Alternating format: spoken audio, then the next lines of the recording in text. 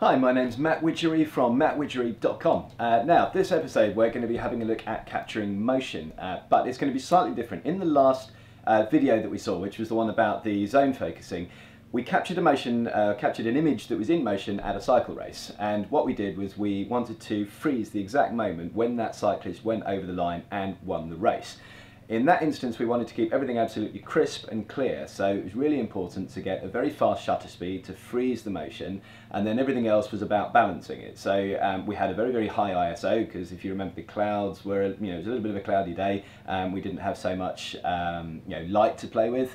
And then also, because we were zone focusing, we wanted plenty of leg room, so we really wanted basically to get everything in focus. So we kept the aperture very, very tight, very narrow. We were at f16, and what that allowed us to do is to get a very deep depth of field. So everything from basically near to the camera right the way off into the distance was all going to be nice and crisp, so that we didn't have to worry about autofocus and we could just press the button and go. I was at another cycle race last night in Peterborough, part of the tour series. But I wanted to do something different, something a little bit more artistic. And I wanted to get the sense, not so much of what it looked like to be there, but what it felt like to be there. And I thought a little bit before the shot about what it is that makes professional cycling so dramatic. And to me it was about the colours, it was about the speed, and it was about the drama. And so I wanted to try and find a way of depicting that pictorially that would convey that sense of the excitement of standing by the side of the road, watching this incredible spectacle of these riders and all the power and the speed and the energy as they went by. So what you can do, and this is a really cool trick, you can actually use effectively two shutter speeds on the same exposure. It sounds weird, but this is how it's done. One shutter speed comes in the standard way. You set the shutter speed, and the shutter, so if it's a one of those type of shutters, focal plane shutters that you get in SLR, it goes up and down. If you've got something fancy like a Hasselblad and it's a leaf shutter that goes in and out like an aperture, you set it to the speed that it wants to do that at, and the faster the shutter speed, the less light goes past. In the sense of movement, the less movement goes past the shutter while it's open, so you get less blur. So in the one we did the other day, when we had thousandth of a second, it went boom very quickly, and so everything was nice and crisp. But what we want to do in this instance is use a much slower shutter speed. And where was actually, on the picture that's up on screen now, I was at a 15th of a second. And you might think that's no use for motion because it's going to blur everything. And you're right, it will. And you can see there's motion that's actually coming into play from two effects here. The blur that you can see behind the riders, that's the blur of the riders physically moving past the camera. But the blur in the background is because I'm panning the camera as well. So the actual, all the background, the trees and the spectators and things like that, they are all blurry. But as you can see also, the rider himself is totally crisp, and you can actually see the faces of the spectators in the crowd as well. How did I do that? Well, obviously 15th of a second and panning and moving and things like that, you're never going to get that. So what you need to do is introduce flash. Now this is really cool. What you've got then, basically when the flash goes off, it's much, much faster than the 15th of a second shutter speed that was being used. In fact, at the shutter power that I was at, it's about 2,000th of a second shutter speed, which is roughly twice what we were even using to capture the race last week. So this is really cool. It means we've got plenty of speed there in order to capture a crisp bit of movement. And what's happening is that as that flash goes off very, very quickly, it's very, very bright, and so it immediately exposes and burns an image onto the sensor of the rider. What it also does, because it's got enough power, is it throws the light across to the other side of the railings there. It freezes the railings nicely, and it freezes the crowd on the other side, so you can get a sense of them watching the race. So that's the flash element. So when you combine the two, so that's the 2,000th of a second, very, very bright, and that's exposed the image that you can see the crisp parts of. And the fuzzy stuff that happened over a 15th of a second, that's because a 15th of a second is what it took to expose for the ambient light that's around, and that picked up on all the motion. So what you get then is all the blur coming in from the trees, the blur coming in from the road, the blur coming in, and the kind of trails that are going off behind the cyclist, which I personally thought was really cool because it gives this real sense of motion and energy and drama.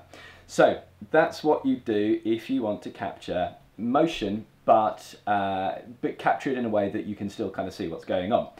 Are there other ways of doing this? Well, yes, there are. If you simply want to pan, you can do that. So panning the shot, as I said, I was actually moving the camera along with the cyclist. But in this case, I was moving just a little bit slower than the cyclist was going so that I'd still have those trails coming off behind him.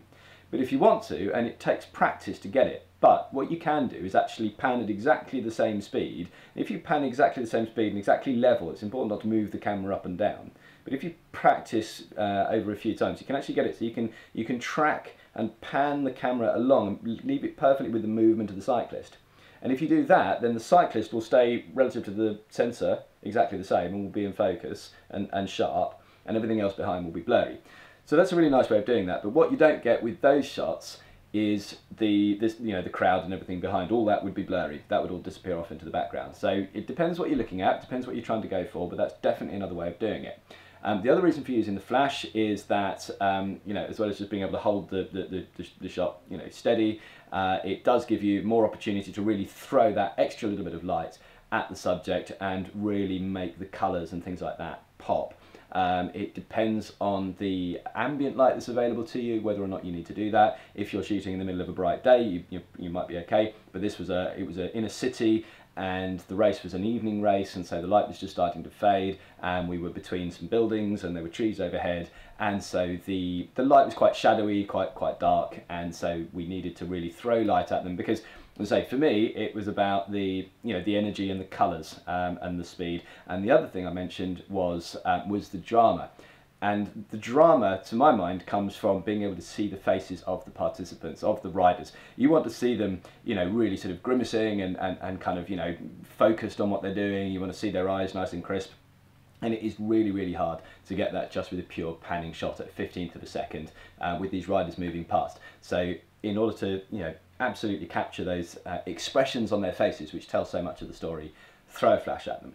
And then that crisps that up. So just to recap, if you want to do these shots, you've got a slow shutter speed. If you then move the camera with the action, but just ever so slightly slower than the action's going, you'll get everything nice and blurry in the background. Throw a flash on it, and then that will just highlight the movement.